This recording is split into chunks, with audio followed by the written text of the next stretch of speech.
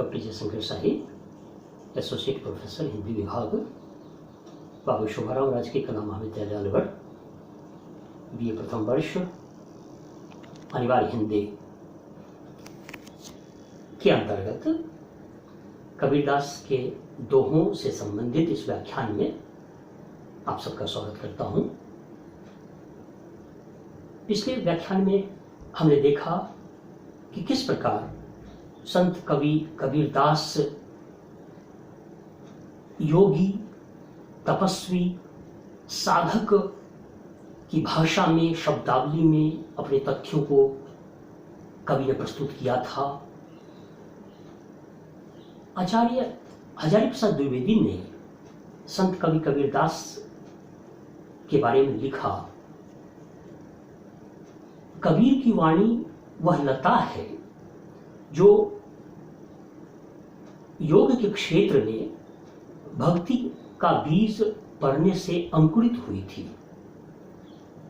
हम लगातार यह देख रहे हैं कि कबीरदास के साहित्य का जो अवगाहन हम कर रहे हैं, जो अनुशीलन हम कर रहे हैं, हम यह देख रहे हैं कि कबीरदास की कविता में भक्ति के तत्व भी हैं और योग के तत्व भी हैं। तो भक्ति और योग दोनों का समन्वय कबीरदास के साहित्य में हमें मिलता है। अगले दोहे पर हम चर्चा करते हैं। इसका पहले वाचन करेंगे, फिर इसके भावार्थ और इसके विश्लेषण पर हम आएंगे। अगला जो दोहा है कबीरदास के द्वारा प्रणीत, फिर यह जो दोहा है इसका शीर्षक है भेष कौ अंग, और दोहा प्रारंभ हो रहा है, कबीर माला काठ की कही समझावे तो ही, मन फिरावे आपनो कहा फिरावे मोही। कबीरदास का कथन है, कबीरदास का वक्तव्य है। दोहा छंद है, पर इसके भावार्थ को देखेंगे। कबीर माला काठ की कही समझावे तो ही, मन फिरावे आपनो कहा फिरावे मोही। कबीरदास कहते हैं कि काठ की बनी हुई जो माला है, लकड़ी की बनी हुई जो माला है, वह माला जपने वाले भक्त से वह माला कहती है। क्या कहती है? ये कबीरदास कह रहे हैं, कबीर माला काठ की कही समझावे तो ही, यह जो काठ की बनी हुई माला है, ऐ भक्त, ऐ जाप माला जाप करने वाले, काठ की बनी हुई ये माला तुमसे कह रही है। क्या कह रही है? कबीर माला काठ की कही समझावे तो ही, तुमसे कह रही है और समझा रही है। क्या? मन फिरावे आपनो, ऐ भक्त, तुम मुझे फिरा रहे हो, मेरा जाप कर रहे हो, मुझे घुमा रहे हो, जबकि तुम्हें अपने मन को फिराना चाहिए, अपने मन को नियंत्रित करना चाहिए। तुम्हारा मन जो चंचल है, उस मन को नियंत्रित तुम्हें करना चाहिए, मन को फिराना चाहिए। और काठ की वो माला कहती है कि तुम मुझे फिरा रहे हो, मेरा तुम जाप कर रहे हो। तो यह कबीरदास का कथन। और काठ की बनी हुई जो माला है, लकड़ी की बनी हुई जो माला है, इसको सजीव के रूप में चित्रित किया है संत कवि कबीरदास ने यहाँ। तो जब साहित्य में इस तरह का चित्रण होता है तो इसे हम मानवीकरण अलंकार कहते हैं। अंग्रेजी साहित्य में इसे पर्सोनिफिकेशन कहा जाता है। काठ की बनी हुई माला जो निर्जीव है, उसको सजीव की तरह बोलते हुए दिखाया है संत कवि कबीरदास ने। तो हम कहेंगे कि इस अवतरण में, इस दोहे में मानवीकरण अलंकार है। पंक्ति फिर से देखें, कबीर माला काठ की कही समझावे तो ही, मन में फिरावे आपनो कहा फिरावे मोही। कबीरदास कहते हैं कि ऐ भक्तजन, तुम जिस काठ की माला को फेर रहे हो, जिस काठ की माला से भगवान के नाम का जाप कर रहे हो, तो काठ की माला तुमसे यह कह रही है कि मुझे फिराने से क्या होगा, मुझे फिराने से, मुझे घुमाने से, मुझ पर जाप करने से, यह तो निरर्थक है, इसका कोई अर्थ नहीं है। जब तक तुम अपने चंचल मन को नियंत्रित नहीं करोगे, जब तक तुम अपने चंचल मन पर अंकुश नहीं लगाओगे, तब तक यह काठ की निर्जीव माला को फिराने से क्या होगा? इससे ब्रह्म का साक्षात्कार नहीं हो सकता, ब्रह्म का ज्ञान नहीं हो सकता, ब्रह्म को नहीं पा सकते। सबसे पहले मन को नियंत्रित करना होगा, मन को अंकुश में रखना पड़ेगा, मन की जो चंचलता है उसको एकाग्र करना होगा। यह कबीरदास करते हैं और माला के माध्यम से समझाते हैं लोगों को, मनुष्यों को। तो कबीर माला काठ की कही समझावे तो ही, मन न फिरावे आपनो, कहा फिरावे मोही।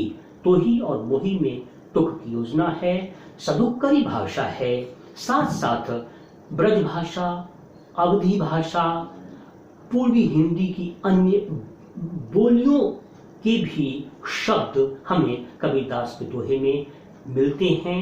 तो कबीर माला काठ की कही समझावे तो ही, मन न फिरावे आपनो, कहा फिरावे मोही। तो यह कबीरदास इस अवतरण में उसी प्रकार कर्मकांड का प्रतिरोध कर रहे हैं, बाह्य आडंबर का विरोध कर रहे हैं और यह संदेश देते हैं एक डायडेक्टिक पोएट की तरह, एक उपदेशक की तरह मनुष्य जाति को, मनुष्य समुदाय को, मनुष्य की सभ्यता को यह संदेश देते हैं कि हमें अपने मन को निर्मल करना चाहिए, हमें अपने चंचल मन को नियंत्रित करना चाहिए, हमें अपने मन को शुद्ध और शुभ्र करना चाहिए। मन के जो विभिन्न प्रकार के विकार हैं उनसे मुक्त होना चाहिए, तभी हम उस ब्रह्म से साक्षात्कार कर सकते हैं। कबीरदास ने कहीं अन्य दोहे में चर्चा की थी कि मन न रंगाए, रंगाए जोगी कपड़ा। कबीरदास कहते हैं मन न रंगाए, रंगाए जोगी कपड़ा, दाढ़ी बढ़ा के जोगी हो गेला बकरा। कबीरदास उपालंभ देते हैं, कबीरदास व्यंग करते हैं। कबीरदास की कविता में सटायर के तत्व हैं। सटायर जो अंग्रेजी का शब्द है जिसका अर्थ होता है व्यंग्य। कबीरदास जबरदस्त कटाक्ष करते हैं मनुष्य जाति पर, मनुष्य की सभ्यता पर, मनुष्य की संस्कृति पर, मनुष्य के कर्मकांड पर, बाह्य आडंबर पर, बाहरी आवरण और दिखावे पर, ऑस्टेंटेशन पर कबीरदास का विरोध है। कबीरदास कहते हैं कि हम सबसे पहले अपने अंतर मन को शुद्ध करें, शुभ्र करें, तो हम ब्रह्म को का साक्षात्कार हम कर सकते हैं। बाहरी आडंबरों से, तीर्थों में जाने से, माला जपने से, काठ के माला को फिराने से उस ब्रह्म का साक्षात्कार हमें नहीं हो सकता। यह कबीरदास कहते हैं। तो कबीरदास कहते हैं मन न रंगाए, रंगाए जोगी कपड़ा। कबीरदास कहते हैं कि ऐ जोगी, तुमने कपड़ा रंगवा लिया, योगी के रंग के कपड़े तुमने ताना बाना पहन लिया, लेकिन जिस मन को रंगना था, ब्रह्म के रंग में जिस मन को रंगना था, वह काम तुमने नहीं किया। दाढ़ी तुमने बढ़ा लिया और तुम तो बकरा नजर आते हो। तो दाढ़ी बढ़ा लेने से, तीर्थों में जाने से, माला फेरने से हम उस ब्रह्म को नहीं प्राप्त कर सकते। अगर ब्रह्म का साक्षात्कार हमें करना है तो सबसे पहले हमें अपने अंतर मन को शुद्ध करना होगा, शुभ्र करना होगा। यह संदेश संत कवि कबीरदास देते हैं। अगला जो दोहा है उसको देखें। केसो कहा बिगाड़िया, जे मूड़े 100 बार, मन को न काहे मूड़िए, जामे विषय विकार। इसमें भी लगभग उसी भावना का प्रकटीकरण कबीरदास ने किया है। केसों कहा बिगाड़िया, यहां केस के बारे में चर्चा कर रहे हैं। केस अर्थात बाल, मनुष्य के बाल के बारे में चर्चा कर रहे हैं। और बहुत सारे भक्तजन जो मुंडन करवा लेते हैं, जैसे पिछले अवतरण में माला जपने की निरर्थकता को कबीरदास ने व्यक्त किया था। इस दोहा में कबीरदास मुंडन कराने का जो बाह्य आडंबर है, जो बनावटी आडंबर है, उसका विरोध संत कवि कबीरदास करते हैं। देखें कैसे। केसों कहा बिगाड़िया, अरे मनुष्य, मुंडन कराने वाले जो मनुष्य हैं उनको फटकारते हुए, उनको धिक्कारते हुए संत कवि कबीरदास कहते हैं, व्यंग करते हुए कबीरदास कहते हैं कि अरे इन केसों ने तुम्हारा क्या बिगाड़ा है, तुम्हारे इन बालों ने, तुम्हारे सिर के इन बालों ने, इन केसों ने तुम्हारा क्या बिगाड़ा है। केसों कहाँ बिगाड़िया, तुमको क्या नुकसान पहुंचाया है इन बालों ने, जो बार बार इसका मुंडन करवा लेते हो, मुड़वा लेते हो। केसों कहाँ बिगाड़िया, जे मुंडे 100 बार तुमने इसका मुंडन करवा लिया।